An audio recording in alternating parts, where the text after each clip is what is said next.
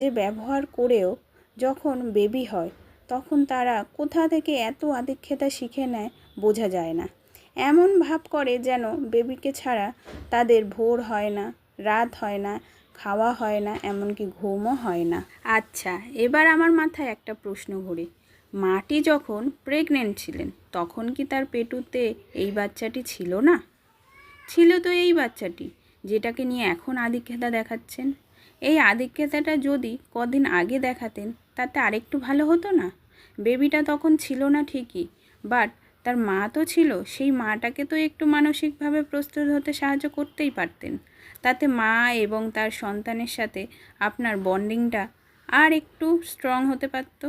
তখন আর এই কথাটা প্রযোজ্য হতো না, আসলের থেকে সুদের দাম বেশি। কারণ আসলটা না থাকলে আপনি সুদের স্বাদ পেতেন না। তাই আসলটাকে ভালোবাসুন, সুদের স্বাদ এমনিই পেয়ে যাবেন।